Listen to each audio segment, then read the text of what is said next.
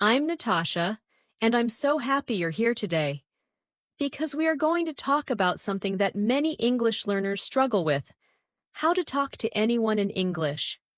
Have you ever felt nervous starting a conversation in English, even though you know the words and understand what the other person is saying? You're not alone. This happens to millions of English learners around the world. Today, we're going to explore how to get comfortable talking to anyone in English, whether it's a stranger on the street, a friend, a colleague, or someone at a coffee shop. We'll talk about mindset, vocabulary, confidence, tone, and most importantly, practice. So stay with me, and let's take this journey together, step by step. The first thing you need to know is that English is not about perfection, it's about connection. Most native speakers are not expecting perfect grammar or perfect pronunciation. What they want is to understand you and to be understood. So, remove that pressure from yourself.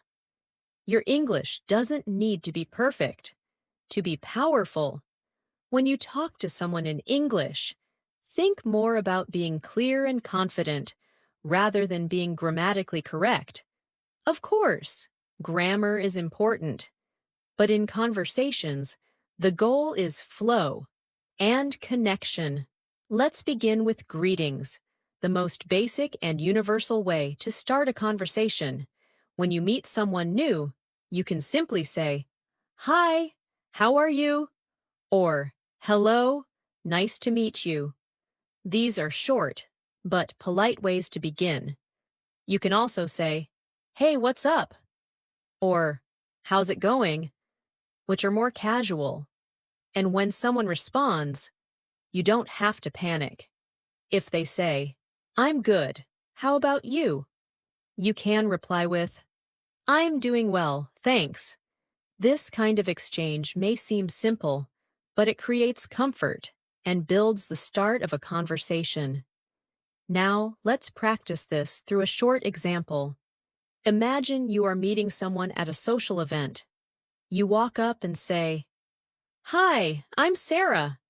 How are you doing today?" The person replies, "Hey, Sarah, I'm doing great, thanks. How about you?" You say, "I'm doing well too. It's nice to meet you." Simple, right? This kind of dialogue is what you can use anywhere: at a party, in a meeting, even at the grocery store. Try practicing this aloud with your own name and your own voice. Say it slowly, then naturally, and imagine the response. The next important thing is asking questions. If you want to keep a conversation going, ask questions that are open-ended. That means questions that cannot be answered with just yes or no. For example, instead of asking, "Do you like coffee?" you can say, "What kind of coffee do you like?" Instead of, "Are you from here?" say, "Where are you from originally?" These questions invite the other person to talk more, and that gives you more chances to listen and respond. Here's another practice scene for you. Imagine you are sitting next to someone on a train. You look over and say, "Hi, is this your first time taking this route?" The person smiles and replies, "No, I take this train every day." Then you say, "Oh, really? Do you work nearby?" That's a conversation starter. And even if the person says something short, you can still find ways to keep the flow going by showing interest and responding with something like, "That sounds interesting. What do you do exactly?" Keep the conversation going like a tennis match. One person talks, the other responds, and throws the ball back. A common fear is not knowing what to say next. Don't worry about that. One simple strategy is to repeat or paraphrase what the other person says. If someone tells you they like traveling, You can say, "Oh, you like traveling? Where have you been recently?" This shows you are listening and also invites more conversation. Repeating is a great way to buy time and also keep the dialogue alive. Practice this skill too. Try it out loud. Imagine someone says, "I love reading books." You repeat, "You love reading books? That's great. What's your favorite genre?" Now let's talk about the power of small talk. Small talk is the short, polite conversation we have about things like the weather, traffic, sports, or the weekend. It might feel unimportant, but it's actually a very important way to connect with people. It's a way to warm up before a deeper conversation. You might say, "The weather is really nice today, isn't it?"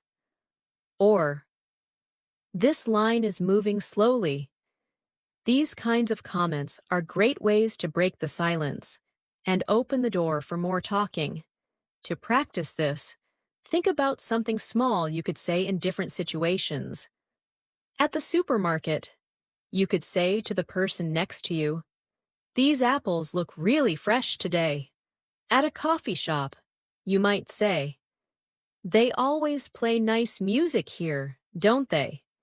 It's not about deep ideas. It's about starting.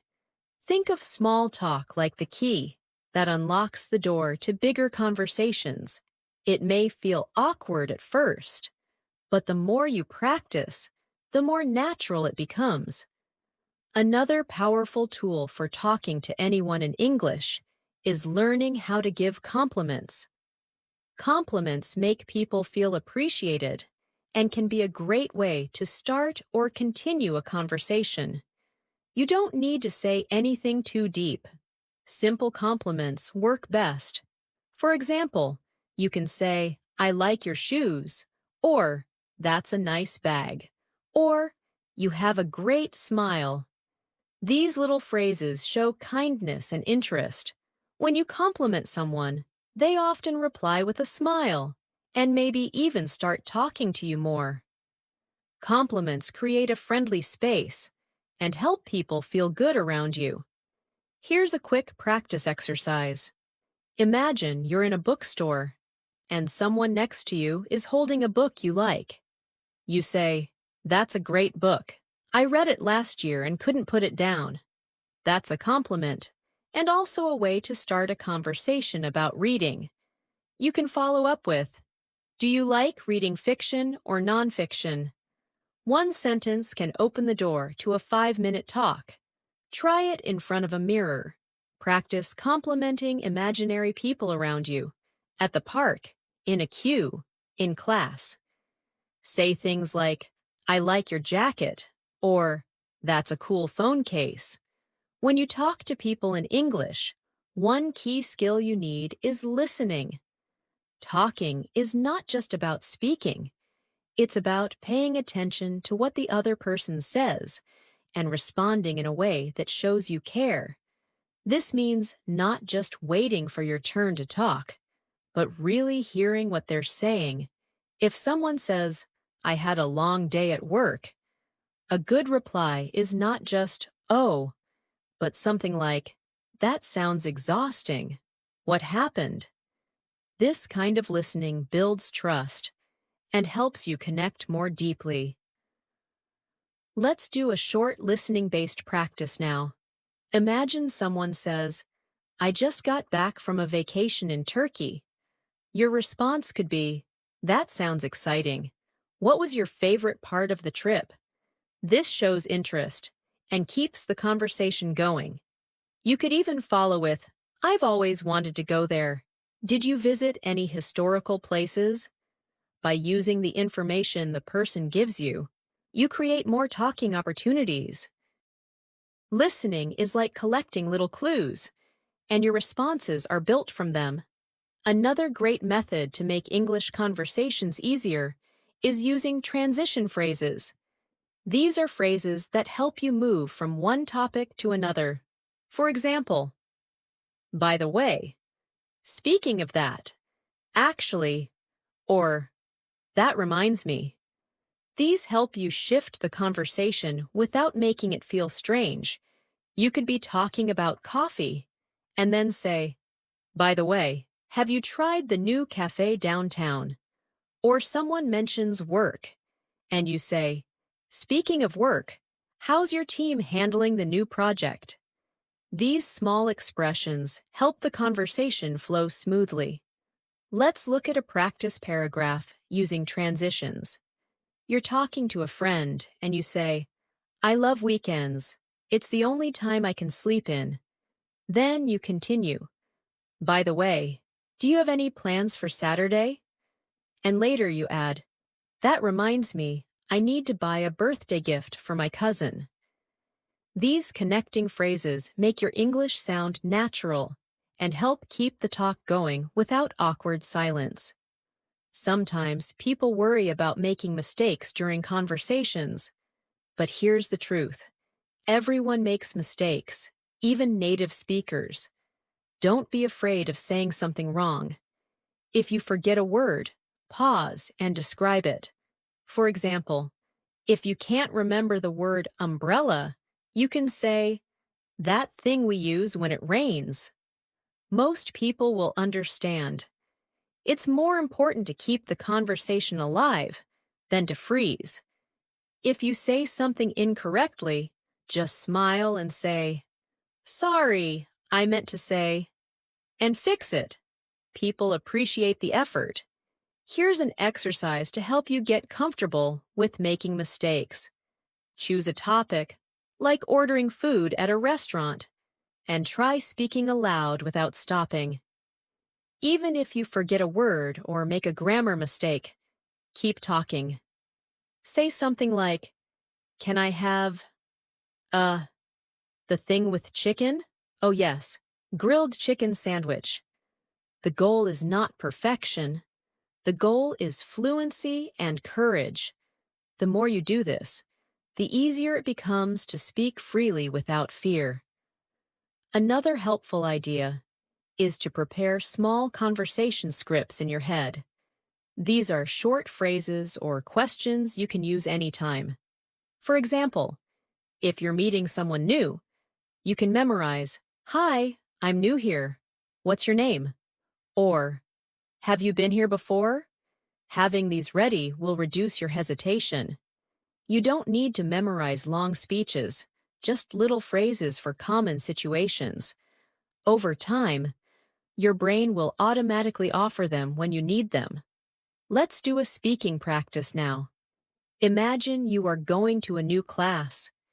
You sit next to someone and say, hi, I'm Alex. Is this your first time taking this class too? They reply, no, I've taken it before. Then you say, great. Do you like the teacher? This is a natural, friendly way to start talking.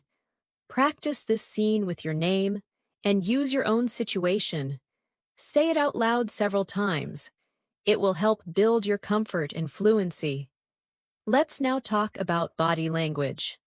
Body language plays an important role when you talk to someone in English, or any language. A friendly smile, relaxed shoulders, eye contact, and an open posture can say a lot. Even if your words are simple, your body can show that you're confident and interested. Sometimes, body language speaks louder than words. If you look away, cross your arms, or keep checking your phone, the other person may feel like you're not interested in talking. But if you lean in a little, smile, and nod while the other person is speaking, they will feel more encouraged to continue the conversation. You can try this in front of a mirror. Practice saying, hi, how are you? While looking at yourself with a smile. Then try saying it again with no expression. Notice the difference? Your energy matters. People respond to the way you make them feel. So even if your vocabulary is limited, your friendly energy can make people want to talk to you more. When you combine good body language with even basic English, your confidence will naturally grow. Let's talk about expressing opinions. Many conversations grow when people share their thoughts or feelings. Even if you're unsure about grammar, try to express your views using simple structures like I think, I feel, or in my opinion. For example, if someone says, I love going to the beach, you can reply with, I think beaches are very relaxing. Or, in my opinion, the mountains are even more peaceful. This shows you are engaged and willing to share. The more you practice expressing opinions, the easier it becomes to add your voice to any conversation. Here's a practice example. Imagine a friend says, I don't like cold weather. You respond, really? I actually enjoy winter. I think snow is beautiful. Even if your English is simple, you're expressing yourself clearly. You're giving your opinion politely, and that's what makes the exchange meaningful. Practice this now. Think of your favorite food, place, or hobby. Then speak aloud, starting with I think, and complete the sentence. Try 5 different examples, and do this regularly. Now, sometimes we talk to people we don't know well, strangers at the airport, in line at a coffee shop, or while waiting for a bus. These moments may feel awkward, but they're great opportunities to practice English. Keep it simple and polite. You can say things like, do you know what time it is? Or, is this seat taken? Or, this line is moving slowly, huh? If the person replies and seems open to talking, you can continue. But if they seem quiet, that's okay too. Not every person will be ready for a chat, and that's normal. Let's do a real lifestyle exercise. You're waiting for your train, and someone is next to you. You say, do you know if this train goes to Central Station? They reply, yes, it does. It stops there in 10 minutes. You say, thanks. I'm new here, so I wasn't sure. They respond, no problem. First time in the city? You answer, yes. It's a lot bigger than I expected. That short conversation helps you practice real English and shows how even small talk can grow. Next, let's talk about tone and pace. When you speak in English, try to use a friendly tone, not too fast, not too slow. If you speak too quickly, it can be hard to understand. If you speak too slowly, it may feel unnatural. So find a rhythm that feels calm and steady. Also, try to match your tone to the situation. In a friendly chat, sound warm and open. In a more serious setting, sound respectful and clear. The way you say your words matters as much as the words themselves. To practice your tone and pace, record yourself talking about something simple, like your morning routine. Then listen back. Does it sound too fast? Too slow? Do you sound friendly or nervous? Adjust and try again. Repeating this exercise often will help you sound more natural over time.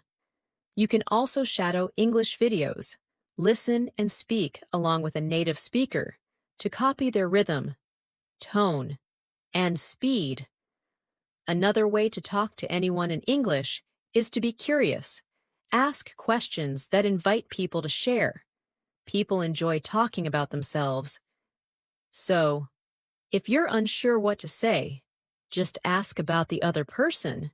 You could say, what do you do? Or, what brings you here today? Or, have you always lived in this city? These are neutral, polite questions that people can answer easily. Curiosity shows that you care and want to connect. Here's a practice conversation. You meet someone at a seminar. You say, hi, I'm Anna. Is this your first time attending this event? They reply, yes, it is. You continue, me too. I'm hoping to learn more about digital marketing. What about you? This gives the other person a chance to share, and now you have a topic to continue discussing. Curiosity can help you make friends, practice English, and build real connections. Lastly, don't forget to breathe. When you feel nervous, your brain might freeze, and you'll forget words you already know. So before you speak, take a deep breath. It helps your brain relax. Smile. And then begin. Speaking a second language is a big achievement, and every time you try, you're getting better. Every mistake is a step forward. Be proud of your effort and keep going. Let's now talk about how to handle silence in a conversation. Sometimes we all experience those moments when the conversation slows down or even stops. That silence might feel awkward, especially when you're still building your English skills. But here's something important to remember. Silence is natural. It's okay to pause. You don't need to fill every second with words. In fact, a short pause can give you time to think, and it also allows the other person to speak. Many fluent speakers pause to collect their thoughts. So, if you forget a word or need a second to think, just smile, nod, or say something like, "Let me think for a second," and take your time. That short pause shows confidence, not weakness. Let's try a pause exercise. Pick any topic, like my favorite movie. Begin speaking aloud, and every time you feel nervous or unsure. Instead of stopping, just take a deep breath and say, "That's a good question," or "Let me see," then continue. This practice teaches your brain that pauses are okay, and that you don't have to panic when there's a moment of silence. With time, you'll find your words more quickly.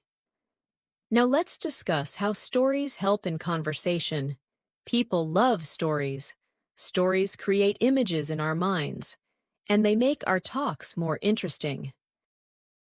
Instead of giving short answers like, "Yes, I liked the movie," try turning your experience into a mini story.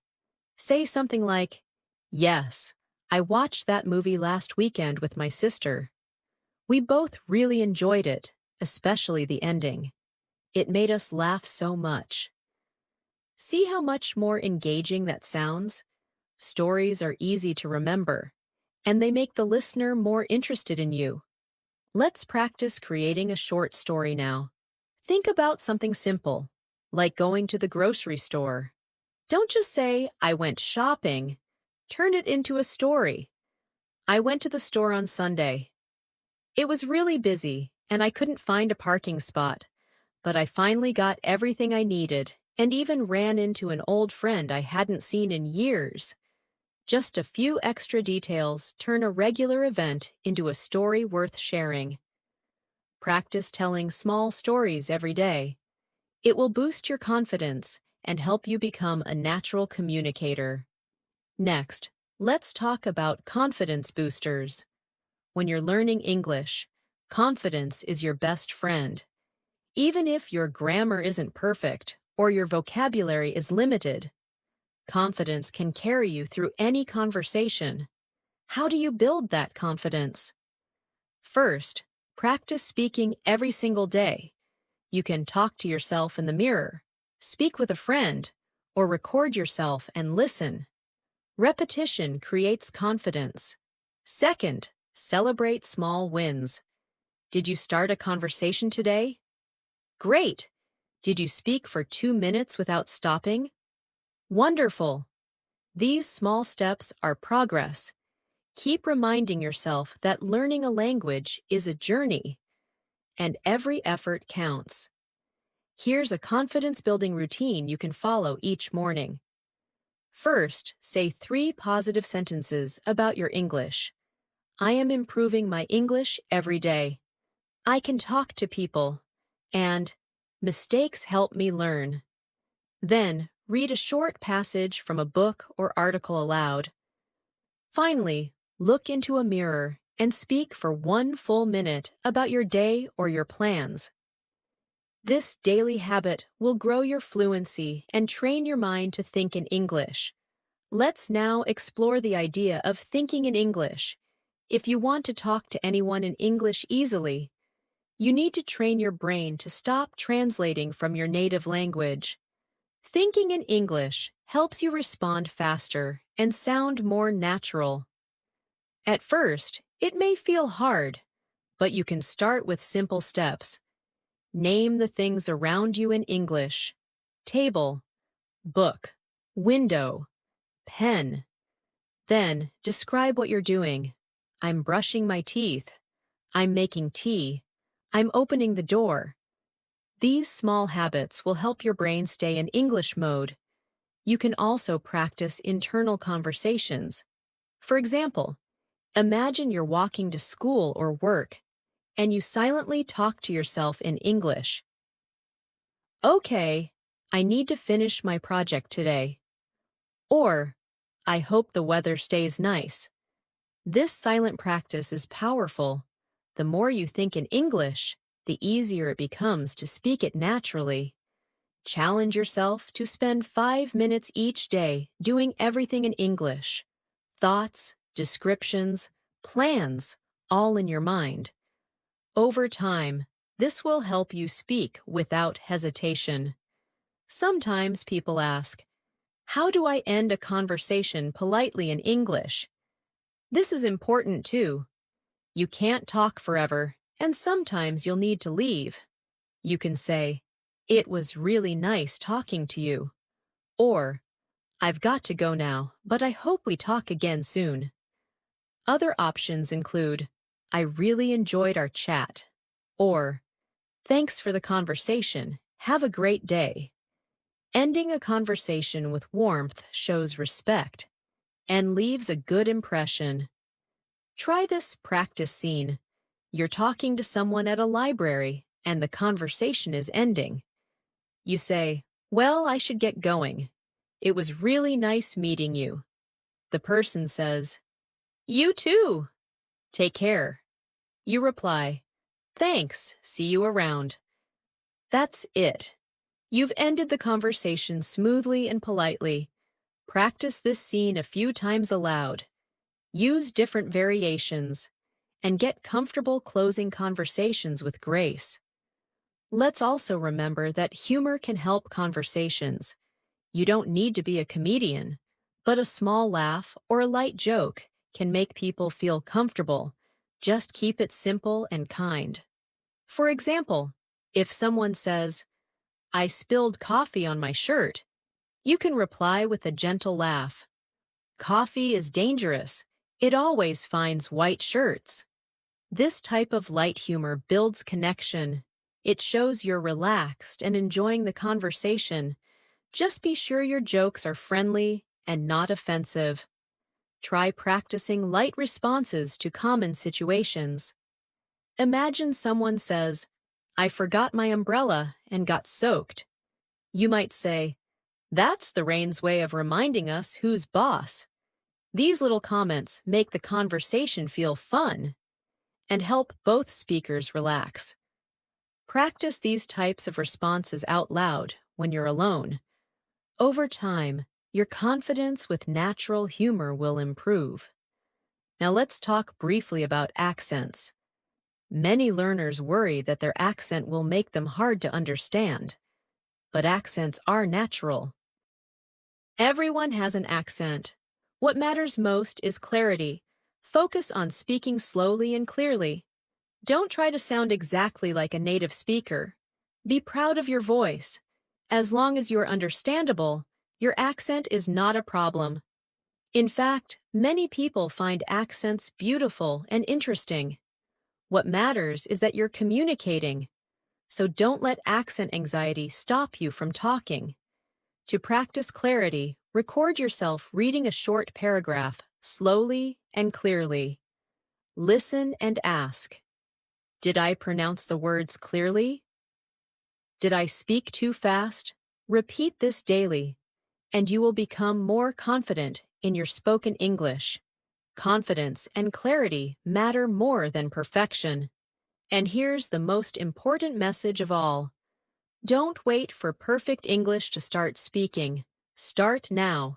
Speak with your classmates, co-workers, friends, strangers, even yourself. Use every chance to practice. The more you speak, the faster you grow. Remember, fluency is built through action, not just studying. Talking to anyone in English is not about having a perfect vocabulary. It's about being brave, being kind, and being willing to connect. Every conversation is a new chance to improve. Don't be afraid of looking silly or making a mistake. People respect those who try, and the more you try, the easier it gets. Talk to the person at the store. Ask someone for directions. Chat with someone waiting in line. These small moments are your real-life practice sessions. Collect them, use them, learn from them, and always keep going. Thank you so much for joining me today. I hope today's practice gave you more tools and more confidence to talk to anyone in English.